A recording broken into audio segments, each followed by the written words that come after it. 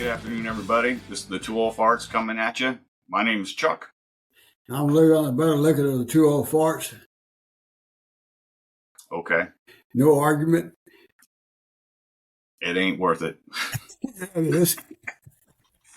It ain't worth it. That's what makes it fun.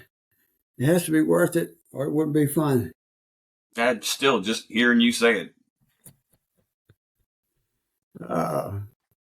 That's the way no loss or lack of confidence on your part, is there? Hey, it's always something good for a laugh, a good way to start a conversation. It is. So what's new with you? How was your concerts this week? I didn't have any concerts this week.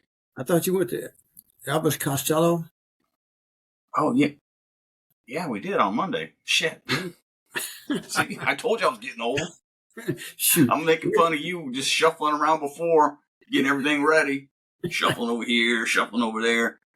Yeah, your mom said this morning, pick up your feet when you shuffle. You sound like an old man. I said, I am old.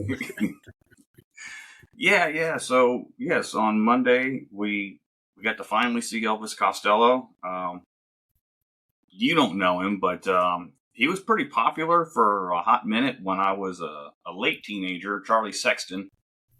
He's, I think, a year younger than me. He had a mild hit, maybe in 85, 84, 85 time, somewhere around that time frame. Anyway, he is in Elvis's band that's touring right now, and I guess he's done some time touring with Bob Dylan and whatnot. Uh-huh. But, so yeah, we finally got to see Elvis Costello after, he's been around 45 years or more. Yeah, he's been around a while. He's been around a long while. Yeah, I was familiar with some of his work. I never. Okay. Well, yeah, during that period of the late 70s, early 80s, I mean, it would be hard. You'd be hard pressed to not hear a song or two of his on the radio. Yeah. But the weekend before that, who did we go see? I don't remember the name of the band, but I'm going to tell you we had a good time. I enjoyed the conversation. It was cold as heck. We went to see Braxton Keith. Yeah. He's going to be in Austin, I think, here pretty soon. He's getting real big. So, yeah, we went to Floors. We got there early. I'll tell you about the old folks and what they did just in a little bit. But needless to say, we were shocked that there were no tables. Normally, when you go to Floors, if it's an indoor concert, there's like 2 rows of tables on each side of the venue by the windows. This time, there weren't any tables. So we were like, shit, what the hell we're going to do? We're old and we've been here since 7 o'clock. So we decided we would hang out outside right next to where the windows are and hear the band because they had those big heaters out there. Those tall stand heaters that kind of radiate the heat out. And as my dad said, it was pretty damn cold. It was probably in the 30s, 40s. Isn't high 30s, maybe low 40s at the most. To put it in perspective, 30s when we left, high 40s while we were there mostly.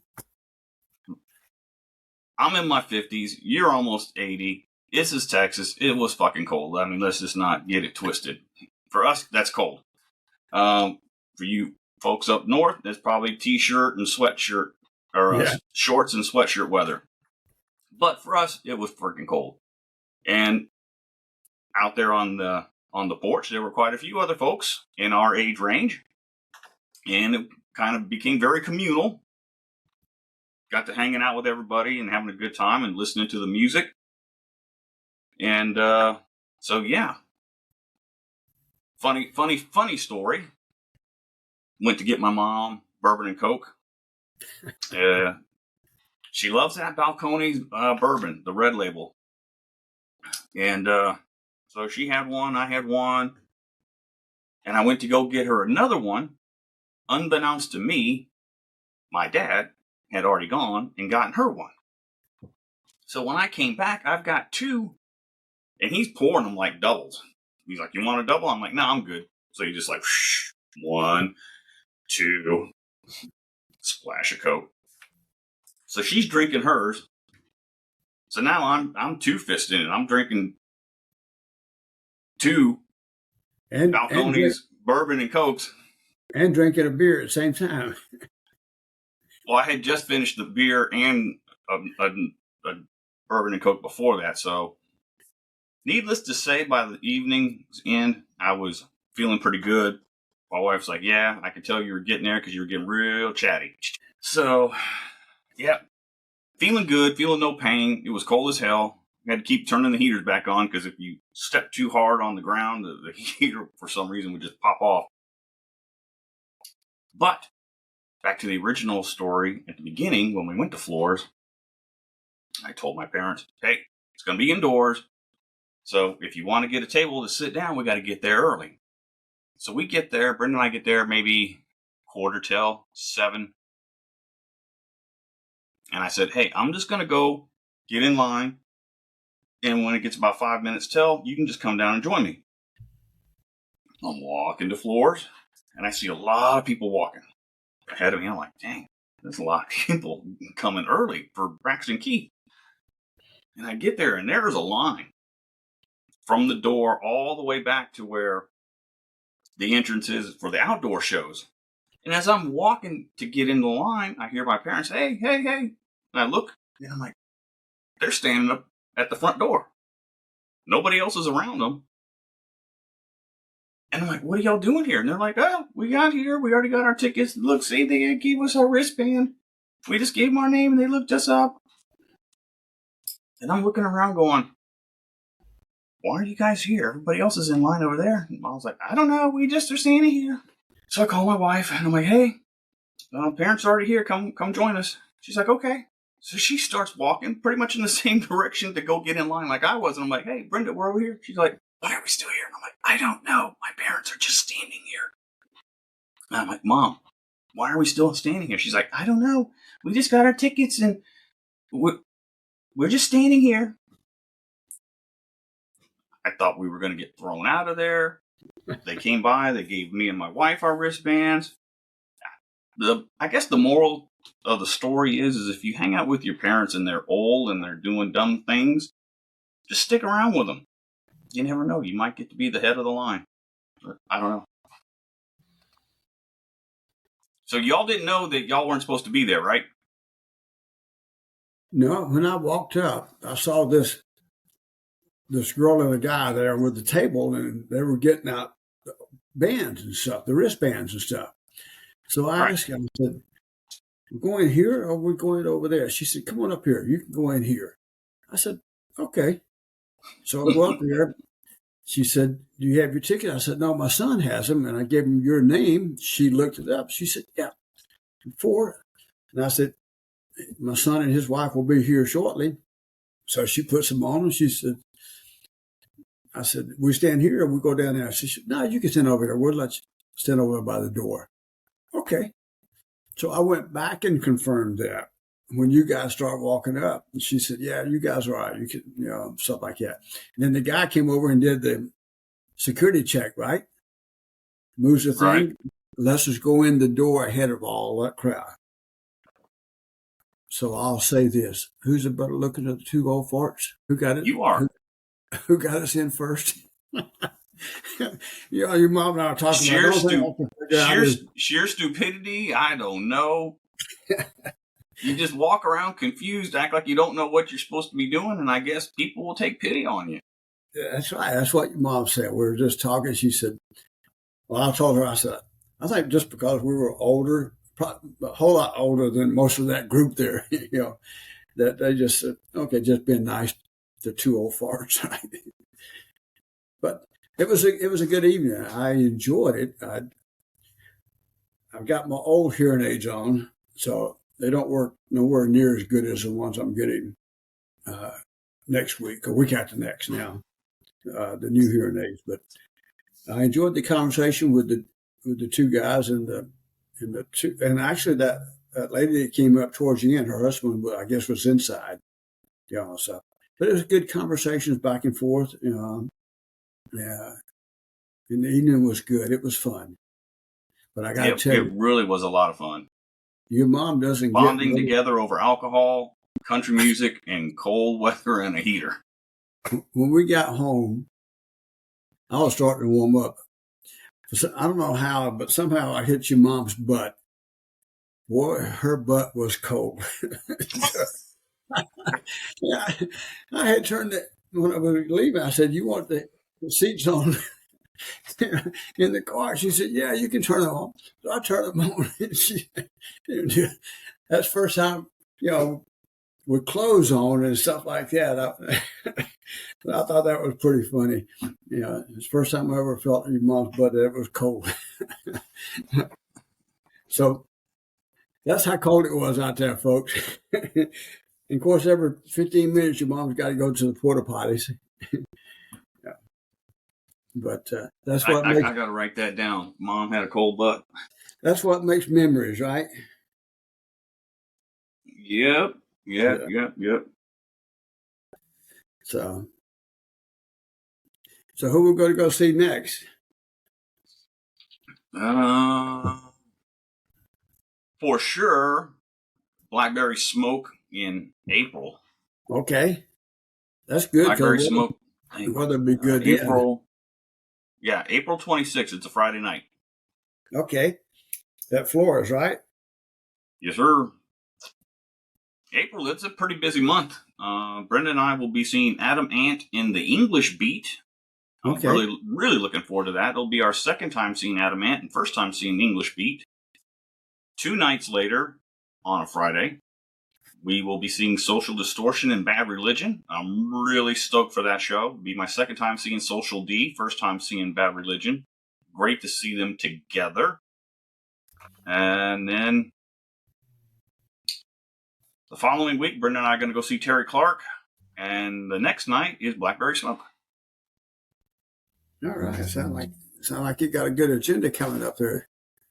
Yep. And then in March, Brenda and I are going to go see Brian Setzer. And 2 nights later, I'm going to go see Municipal Waste. They're kind of like an 80s throwback thrash metal band kind of a thing. A little bit of a punk edge. 2 weeks later, I'm seeing the Descendants and the Circle Jerks. So this is kind of like a big punk rock year for me. All right. Descendants, Circle Jerks, Social D, Bad Religion. Yeah. Some really good punk stuff going on. February, I'm really looking forward to this. Seeing Machine Head, Fear Factory, Orbit Culture, and Gates of Hell. That's going to be a really sick show. That's on a Sunday night. Capping it off on a Friday right after that's Godsmack. Really looking forward to that as well. So yeah, the concerts are starting to pick up February, March, April. Rolling out to May. Oh man, this is going to be a rager. Amon Amarth, Cannibal Corpse, Obituary, Frozen Soul. That's going to be a sick show. Okay. And then at the end of the month, I'm seeing Saxon and Uriah Heep. Man, Uriah Heep, they go all the way back to the early 70s. It's kind of an odd pairing, but really looking forward to that as well. So yeah, it's a pretty good concert series coming up through late spring. Got enough to keep you busy for a while, huh? Yeah, for a little bit.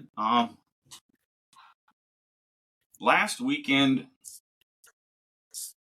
Brenda's mom's in the hospital, so she spent some time with her there. So I just kind of bummed around the house and just didn't kind of feel like doing anything. That's why we didn't do a podcast. And then this past week, I'm in what the Air Force calls initial qualification training, IQT, for the CDA weapon system. I'll be in there all this week and then half of the next week. So Brenda's mom doing okay? She's still in the hospital. They really don't know what it is. They thought it was UC, but it doesn't look like it's that. So they're still running tests, still trying to figure things out. And she's still there. So good, but not good, Yeah, it's not getting better, but they're running a lot of tests, MRIs. think she's getting an upper GI on Monday. They're doing a lot of blood work, so they're really being aggressive and getting after this to try to figure out what's going on with her. So Brenda's been gone every day of the week. I've been getting home late because the class starts at 8 and doesn't get out till 4. So by the time I get back with traffic, it's like 5 or almost 5, and then I got to do all this crap to get ready for the next day. Shit, I don't feel like doing no damn podcast after that. I hope they find out what's wrong with Brenda's mom real quick. I do too, but you know what? When you don't do a podcast, the numbers kind of reflect that too. Oh, is that right? Uh-oh. Yeah, man. We've only had 3 downloads in the last week. I think we've done maybe 55 in the last 30 days. Uh-oh. We're going to have to get after this after you get settled down a little bit. So, yeah, I got to be a little more aggressive. I tried to do one with you Saturday, but you were busy. Yeah, I went to see Aubrey's daughter, Braylon. She was volleyball and this intramural, this the community type program, because she's on the school team too at where she goes to middle school. But went out there, and then Uncle Bobby was there. Man, I'm gonna tell you, he's doing really good. The treatment he's been getting from the VA has been just top notch. He's no longer with the fluid buildup. They readjusted his pacemaker. I was laughing at him yesterday. Now, Uncle Bobby's just 5 years younger than I am. Right. Yet they adjusted his pacemaker. A real brisk walk to his car. Felt good. Then when he got to his house, he run up the sidewalk to the house. He felt real good. So, and a few other things. He's doing real good. No longer having the fluid build up like he was having, and those kind of things. Just got to give a shout out to the Audie Murphy Clinic there. They've really done a great job with him. And our good friend Leon Collins, who's the commander of our DAB post, is getting ready to have surgery. He has a tumor on his brain. So ain't good. It's going to be at the Methodist Hospital over by where you live in Stone Oak. Okay. So we'll keep him in the prayers and stuff like that. So, but I'll tell you, we got to give a shout out to. I think by and large, the care we're getting through the VA system is pretty good, at least here in San Antonio. Exactly. At least here in the South Texas healthcare system, now I'm sure there's still going to be little pockets, but even within here that somebody isn't getting the best possible care that they could. But if in your area or region, if the care isn't as good as you think it can be or should be, reach out to your elected representatives and let them know. And Absolutely. reach out to the VA as well, because the level of care has gotten a lot better in the last 4 or 5 years. I mean, it absolutely has. And whenever you see these, if you're log on to the VA DAB website, stuff like that, you can do that. And you can see there's a lot of bills that the DAB is supporting, and we need to let our congressmen and senators know how we feel about those things. Absolutely. I did something the other day I don't normally do. I got one from our congressman from San Antonio about supporting the bill, and he just all this flowery speech, and I just sent him a thing back. Well, are you not going to support it? I don't really care about who introduced this bill. They're talking about if you have a disability and you can't work, to reducing that down, changing the age limit on it. Where right now, once you get it, it's permanent. And they're trying to change the age limit down that it stops at 65. That's just not right. And that's one of the few things that we support and stuff like that. We just need to make sure we let our people know the vote is really important for whatever your political persuasion is. Anyway, did you see the thing about Coach DeBoer and LSU? No, I didn't. I mean, I've been following up pretty closely with Coach DeBoer. I'm really pleased with what I see so far. Of course, until we start playing the games, it won't make any difference, when you see what happens. But he was on the Pat McAfee show, and they were trying to get him to talk in his Alabama twang or whatever it is, stuff like that. And he made a comment. He says he took a shot at LSU Kelly. He says he don't do accents, even fake ones. Everybody got a big kick out of that one. I guess at one time when Kelly went to LSU, he did one of those accents. LSU. It slipped the southern, but it just slipped right in. Yeah. So. And then it slipped right back out. Yeah.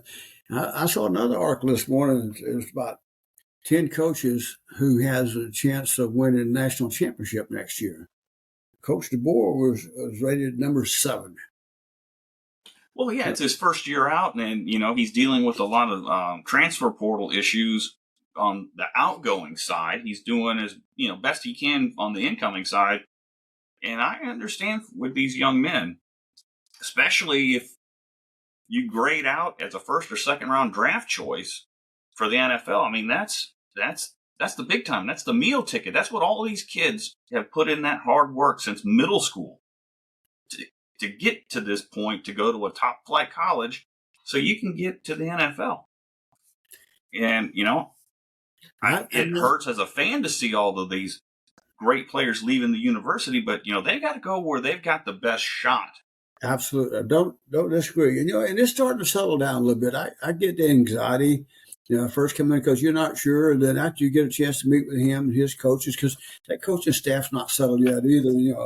The guys that recruited you and they're leaving. So I get all that, but it's starting to settle down a little bit. He's getting some transfer in, some 4s and 5s. Star people. I wish that Isaiah Bond had stayed. I really liked his style, and I think he hadn't really shown everything that he was capable of doing. I totally agree. Because I think there were some set pieces that were missing on offense this past season. And frankly, it's been missing, the last couple of seasons, and that's the O-line. I mean, there's been gaps. Yeah, we had the center from Washington transferred in. The starting center from Washington, and a couple of others. One of the things that I saw that I liked, there's been a couple of players that opted out of the transfer portal to stay in, and then we got a 4-star edge. I just saw that he committed. Yeah, he committed, and one's transferred. We got a 5-star that committed. We got a 4-star that's transferring in. So I think it's starting to settle down a little bit, and and I was looking at some other things this morning and how good at recruiting he is. But Paul Feinbaum was talking about the SEC recruiting is just a little bit different than what it is in the out west of the Pac-12 and those kind of things. So we'll see how it goes. So, but I'm excited. I'm looking forward to the season. I could not be any happier with the hire of Kalen DeBoer. I mean, granted, his resume isn't as deep as Nick Saban's was when he came, with that pattern of excellence. I mean, what he did at Michigan State, LSU, 2 stints in the NFL. You know what I'm saying? His resume isn't as exquisite as Nick Saban's was. But in that short tenure and on what he's been able to do, he ain't been none but a winner wherever he's been. Now, I said it last podcast, I see a lot of that Wallace Wade, Frank Thomas transition. When Frank Thomas come in, it was kind of a very similar situation that Coach DeBoer is in. And, when you're reading about the history and how they did things and stuff, I'm excited about it. I think I think we're gonna be okay.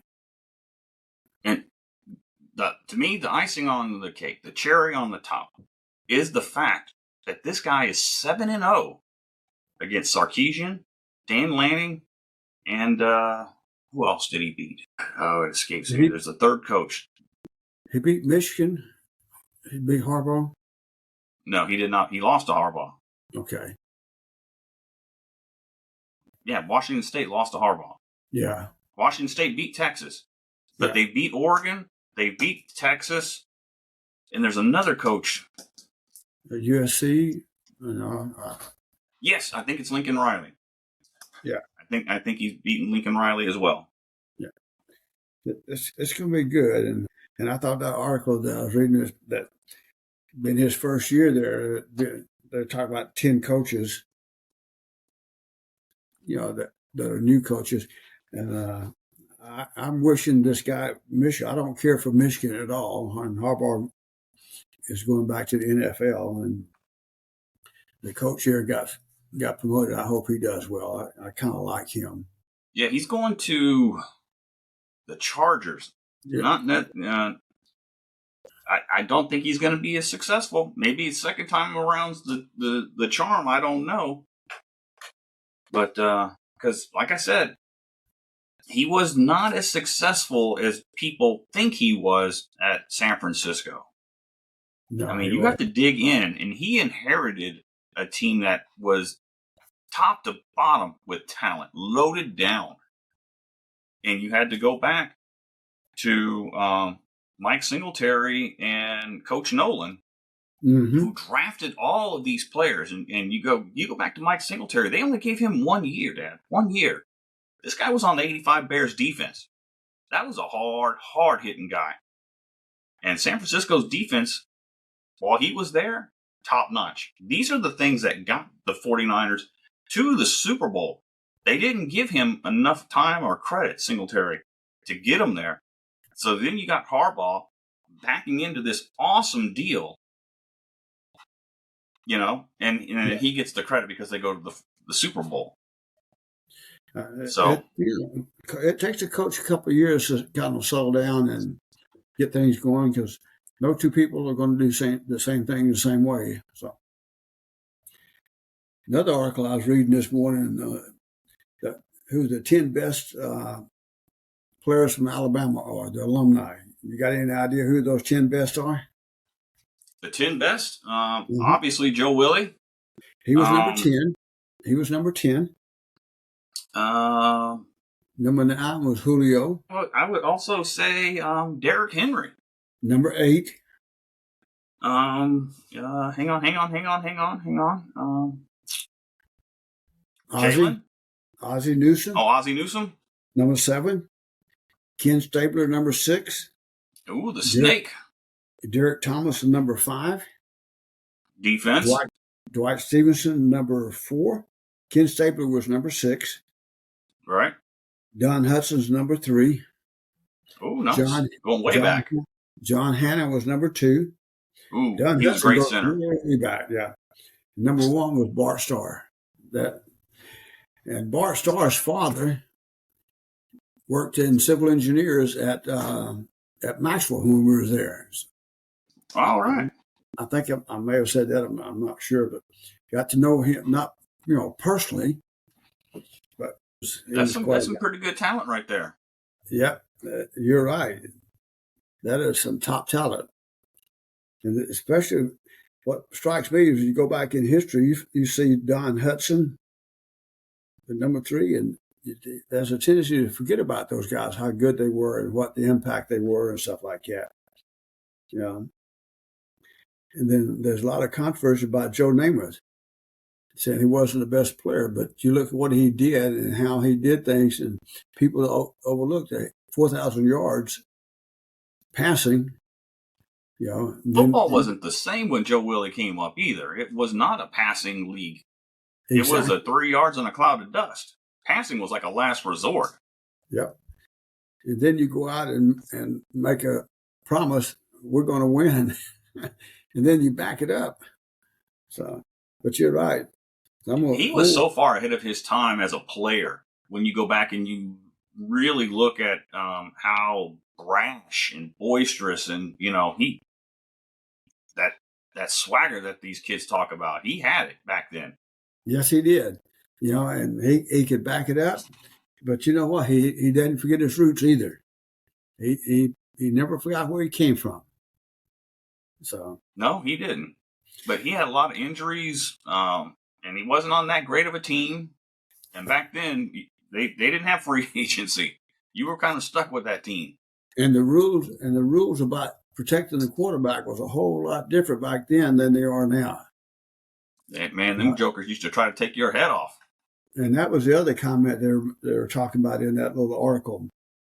Him was his knees, how bad his knees was, and then how great of a player. Think about, had his knees been good or been much better than what they were, what kind of player he would have really have been. Yeah, so it's fun to go back and look at some of that kind of stuff. So, well, who do you think's going to win? Who do you think's going to win today? The Chiefs versus the Ravens, and the Lions versus the 49ers. How do you think that's going to come out? Well, I want the Chiefs, and I want the Niners. Well, I'm kind of rooting for the Lions. I don't know why. It just goes back what they've done this year. I kind of like the coach there. And it's been how many years? 30 years, something like that, since they've been there. I don't think the Lions have ever been to the Super Bowl. So, the playoffs. So it's been like 30-something years since they've been to the playoffs, in the playoff system. Nope, they have not been to a Super Bowl. Right. But in the Super Bowl era. Right, and they've been they made the playoffs about 30 years ago, or in the playoffs. Not made it, but in the playoffs. So, yeah, the teams that have not been are the Browns, the Jags, the Texans, and the Lions. Yeah, be interesting to see how that goes, and I think they'd be pretty good games. And the conspiracy theories have the Ravens and the 49ers. The conspiracy theorists or Vegas money? Yeah, Vegas money. Well, yeah, that would be a rematch of Super Bowl 47 or 48. When remember it was Harbaugh versus Harbaugh, Jim versus John, and then they had the blackout that the power was lost. Remember? Oh yeah, in the dome. Because the 49ers were getting the brakes beat off of them in that game. Yeah. That was Ray Lewis's last Super Bowl too. Mm-hmm. It's going to be good. I've kind of watched the NFL just a little bit this year. They haven't had as much of the distractions as they had in the previous years. It just kind of turned me off from watching the games and stuff. So we'll see. Yeah, not a fan of the distractions. No, me either. I think there's a time and place for all things. I agree, and I'm happy to see that attention has been brought towards certain areas and certain issues, and they woefully need to be addressed. I like to keep my things separate, and that's just me. I don't have a problem with players having comments or ideas. I think at the sporting event is not the place. That's me personally. I totally agree. I think there's a place for all things in the right venues, because that's why we do what we do. We give people the right to have those thoughts and those ideas and to be able to express them. Absolutely. But there's a right place and right time and right venue to do all things. We need to be respectful of each other's thoughts and those kind of things. But anyway. Yeah. So yeah, football. Oh man, the only thing we got left is National Signing Day in February. Then we have the NFL Combine, and then the draft. Yeah.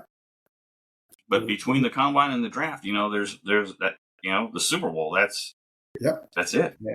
In April, we'll look at the 8A game. I'm excited about that, even though you don't see a whole lot. But I'm excited about it.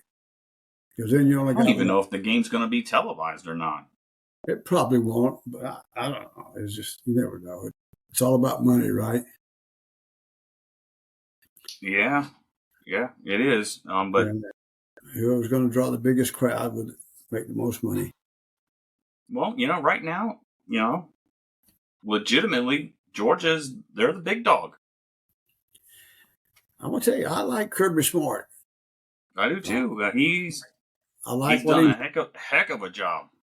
He came into Alabama. He earned his way. He was true to us, and I'm gonna tell you, I'm gonna be true to him. I'm gonna respect him. He could have left many times to go to many different programs, but he was waiting for that right time to go to Georgia. And he made the right decision, and I'm happy for him, and I'm happy for Georgia. Nick Saban lobbied for him to get that job. You're right. That's how much he thinks of Kirby. Yep. And I told you before the SEC championship game, they had the two of them sitting together. Maybe it was on a Thursday or Friday night. Man, they were just going back and forth and laughing, just having a great time. And you could tell that the chemistry between them is genuine. It's not fake or made up. You're right. The respect is there. I was reading this, talking about that Paul Feinbaum, talking about him going on the game day. Feinbaum said he would be funny, but he don't think he's cut out for it. It's too much. Hey, coach, wait just a minute. We'll be right with you. And then a few minutes later, you got to wait, and you come back on the air and all those guys. He said he just didn't see coach being that type of person, and he's probably right. No. He and Belichick are cut from the same cloth when it comes to that. They don't put up with, those types of distractions. They want to be, if they're in charge, they're going to be in charge, and they're going to control the time, space, and tempo of everything. Exactly. That's what makes them fun too. But anyway, be interesting to see where Belichick winds up at. Huh? I don't think he's going to wind up anywhere. He ain't got a job yet. I don't know if he wants another job. He may not. Just Atlanta's already hired somebody. Some of the other places, though. Who knows? Yeah, and he may just take a year. He don't need the money. It's just a matter of what he wants to do. Just like Saban, I saw this morning. I forgot where they were at now, but he's on a boogie board riding away. Oh, yeah? Oh, yeah. Enjoying himself. That's the way it should be. Well, have you looked at the clock, old man? I see it. We're almost at 40 minutes. Yeah, and you didn't think we were going to have nothing to talk about. Well, you asked me what I said. I said nothing. You said nothing too. So you said, "What you got talking about?" I'm like, we made 40 minutes out of nothing, right? Sure did. Well, but we gave it our all, though. Tell Brenda, give her mom a hug for us. We're praying for her. I appreciate it. I'm sure she does too, and she needs it. And same thing with Mr. Collins. I hope that everything is successful for him and for his, his family, with what they're going through. Yeah, well, he said probably about 3 or 4 days. If everything goes well, 3 or 4 days in the hospital, and then there's a 2 to 3 week rest at home before he'll, depending on how it goes, he'll be able to get out and do things and stuff like that. And then he has some other health. He and I met yesterday. He has some other health issues too. He has some lymph nodes and some problems and some other issues too. Got my prayers for Leon. He's probably not as good a shape we think he is. Correct. Yeah. Well, all right, everybody. Thank you all for listening. Again, our apologies for not being as regular as we should be. And I guess you all are letting us know about the number of downloads, and we will endeavor to get better. Y'all have a good day, and we love all of you guys, and be safe out there. All right. Y'all take care. All right. All right. Later, Love Dad. You. Bye. Love you too. Bye.